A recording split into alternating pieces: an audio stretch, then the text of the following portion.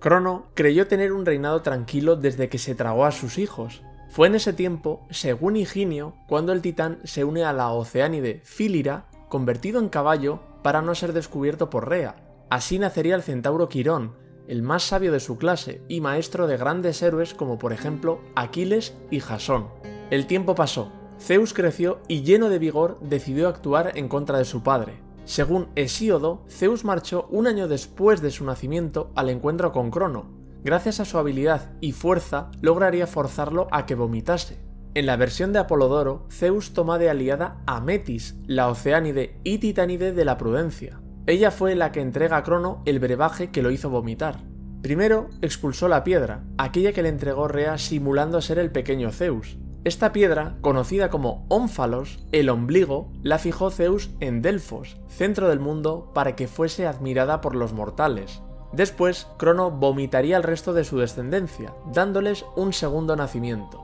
Así fueron liberados Poseidón, el futuro dios de las aguas y rey de los mares, Hades, el dios de los muertos que regirá el inframundo, Hera, la diosa del matrimonio que reinaría en los cielos, Deméter, la diosa de la agricultura y la fertilidad, y Hestia, la diosa del hogar y futura guardiana del fuego sagrado. Entonces daría comienzo la gran batalla por la sucesión, el conflicto entre titanes y los hijos de Crono, la titanomaquia. Los dioses titanes se aposentaron en el monte Ostris durante el conflicto, mientras que los aspirantes lo hicieron en el monte Olimpo. Zeus convocó a los inmortales en el Olimpo y dijo que todo aquel que le ayudase en la lucha contra los titanes mantendría su honra y quienes fueron despojados de ella por Crono, él se la devolvería. Así, Estigia, la personificación del río Estigia y sus hijos, Celo, Nike, Kratos y Bía, fueron los primeros en unirse a Zeus, y él los recompensó. Permitiría que sus hijos viviesen con él en el Olimpo y para Estigia haría que todos los dioses tuvieran que jurar sobre ella. En este punto surge una pregunta muy común. ¿Qué dioses combatieron en cada bando? Del bando olímpico tendríamos a los 6 Crónidas, Zeus, Hades, Poseidón, Hera, Deméter y Hestia, aunque algún autor asegura que Hera vivió durante esta época con Océano y Tetis, pero tanto Hesíodo como Apolodoro no dicen nada al respecto, por lo que la incluiremos dentro de este listado. A ellos se suman Estigia y sus hijos, Celo, Nike, Kratos y Bía, y también debemos considerar a Prometeo en este bando, ya que se dice que lo apoyó y fue de los pocos titanes que no sufrió castigo tras la guerra. El caso de Epimeteo es similar, aunque no se detalla que apoyase a Zeus, por lo que también puede considerarse neutral. Hécate es una deidad tratada por Zeus con gran honra después de la guerra, casi por encima de cualquier otra, por lo que tendría sentido ubicarla dentro de este grupo. El bando de los titanes es más complejo de listar, porque existen numerosas lagunas, pero basándonos en lo escrito, sabemos que Crono y los Japetónidas, Atlas y Menetío lucharon en la guerra. Océano, Tetis, Temis, Nemósine y Rea aparecen en relatos posteriores a la guerra, por lo que no fueron encarcelados y se mantuvieron neutrales. Igual sucede con titanes de segunda generación, como Helios, Selene, Eos, Asteria o Leto. En cuanto al resto de titanes de la primera generación, es decir, Ceo, Crío, Hiperión, Jápeto, Febe y Tea, no vuelven a ser mencionados por los autores más relevantes. Tampoco Astreo, Perses y Palante, titanes de segunda generación. Sin embargo, fuentes de una época posterior, romanas, situarían a los titánides Febe y Tea fuera del conflicto, y a los titanes Ceo, Crío, Hiperión y Jápeto del lado de Crono. Así, tendríamos un grupo de 7 titanes en el monte Ostris, un número más parejo al de los olímpicos, que podría incluso llegar a 10 si se consideran a los hijos de Crío, Astreo, Perses y Palante, algo que ninguna fuente aclara. Estos fueron los contendientes que durante 10 años lucharon y aún así el resultado de la guerra continuaba incierto. Fue entonces cuando Gea, la Tierra, les contó a sus nietos los olímpicos la manera de obtener la victoria, devolviendo a la luz a aquellos que un día Crono decidió encadenar de forma insensata en el Tártaro, los Cíclopes y Hecatónquiros. Según Hesíodo, fue Zeus el único que liberó a los Cíclopes de sus dolorosas cadenas. Ellos eran Brontes, Estéropes y Arges, tíos de Zeus y hermanos de Crono. Ellos le guardaron gratitud y le entregaron el trueno, el llameante rayo y el relámpago, poderosas armas que hasta entonces Gea había ocultado del alcance de cualquier dios. Para Apolodoro, Zeus debió derrotar previamente a un enemigo para liberarlos, a Campe, el monstruo serpentil que los vigilaba y cuyo origen es desconocido. Una vez hecho, y en esta versión, además de Zeus, Poseidón recibiría el tridente y Hades el casco de invisibilidad como recompensa por su liberación. En el caso de los hecatónquiros, fueron los olímpicos quienes llegaron hasta el remoto lugar donde Briareo, Coto y Giges se encontraban atados con fuertes cadenas, angustiados y con su corazón lleno de terrible dolor. Los dioses los rescataron y Zeus compartió con ellos néctar y ambrosía, haciendo que una gran pasión creciera en su interior. Zeus aprovechó para hablarles y pedirles que se unieran a la batalla con su terrible fuerza e invencibles brazos en contra de los titanes.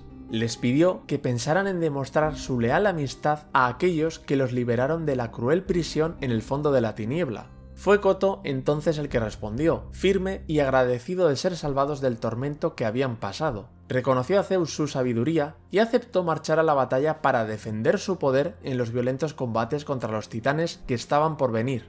Los olímpicos aplaudieron sus palabras y ello infundió mayor anhelo de guerra a los nuevos aliados. Aquel día hubo una lucha terrible que enfrentó a todos los dioses. Los hecatónquiros armaron sus 100 brazos con enormes rocas mientras los titanes afirmaban sus filas de manera resuelta. Cada bando exhibía su poder. Su choque hizo resonar a Ponto, retumbar a Gea y estremecer a Urano. Los gritos de guerra llegaron hasta el Tártaro y fue en ese momento cuando Zeus dejó de contener su furia. Exhibió toda su fuerza desde el cielo del Olimpo, lanzando sin cesar rayos, avanzando sin detenerse junto al trueno y al relámpago. Una ardiente humareda envolvió a los titanes y una inmensa llamarada alcanzó la atmósfera divina. Coto, Briareo y Giges, insaciables de lucha desde la vanguardia, aprovecharon para lanzar sin respiro sobre los titanes 300 rocas que lograron sepultarlos. Una vez derrotados, los hecatónquiros tomarían a los titanes y los conducirían hasta el Tártaro, donde los ataron entre inexorables cadenas. Poseidón les puso encima puertas de bronce y una muralla que les rodeaba de ambos lados para que no tuvieran salida posible. Coto, Briareo y Giges se convirtieron en los fieles guardianes de Zeus que custodian por toda la eternidad a los titanes. Solo Atlas quedó en la superficie por orden de Zeus, para que fuera él quien sostuviera por toda la eternidad la bóveda celeste que tan dañada quedó tras la titanomaquia. Él se encuentra en los confines del mundo, a la entrada del país de las ninfas Hespérides. Después de que los titanes derrotados fueron expulsados del cielo, se produjo el reparto del mundo. Hesíodo no explica cómo fue este reparto, aunque después escribe cómo Gea entregaría plena potestad a Zeus sobre los dioses, mientras que Apolodoro asegura que fue echado a suertes para que el destino escogiera. Así, a Zeus le tocó dominar el cielo, a Poseidón los mares y a Hades el inframundo. Algo importante que destaca Homero en este punto es que ni la Tierra ni el Olimpo entraron dentro del reparto, por lo que ningún dios tendría una mayor autoridad o prestigio que otro en uno de estos lugares, motivo por el que han existido tantas disputas entre dioses a la hora de hacer su voluntad o conseguirse la deidad dominante de una ciudad o región en la superficie. Explicado esto y terminada la guerra, Hesíodo cuenta que Gea se uniría al Tártaro para concebir a Tifón. Tifón era un monstruo de tamaño colosal. Tenía 100 serpientes en lugar de brazos y todas ellas lanzaban fuego. En su marcha hacia el Olimpo hervía la tierra, las olas se precipitaban sobre las costas y nacían huracanados vientos. Incluso se decía que temblaba el inframundo. Zeus, sabedor de la magnitud de su enemigo, concentró toda su fuerza y cogió sus armas, el trueno, el relámpago y el rayo, y saltando desde el Olimpo, atacó a cada una de las cabezas de Tifón, envolviéndolas en llamas. Después lo golpeó hasta derrotarlo.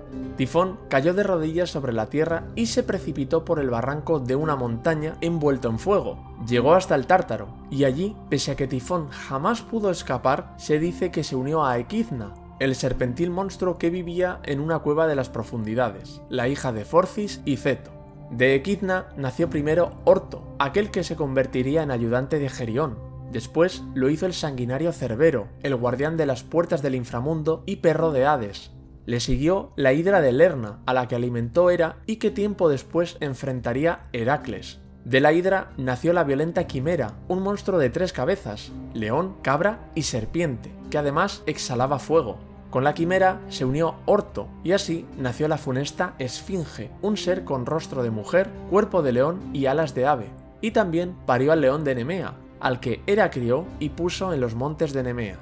Hijos solo de Tifón fueron los vientos de húmedo soplo que dejó sobre el mar, ráfagas caprichosas que destruirían naves y aquellos que llegaban a la tierra para arrasar el campo de los mortales.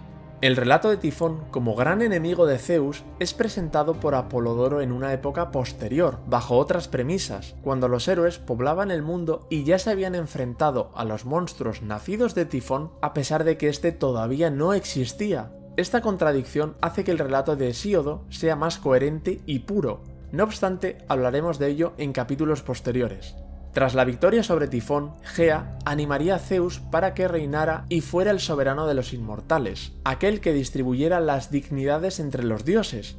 Pero eso lo deconstruiremos en otro vídeo, en la futura Era de los Olímpicos. Gracias a todos por estar ahí, por apoyar este contenido con una suscripción, un like o un comentario. Nos vemos muy pronto.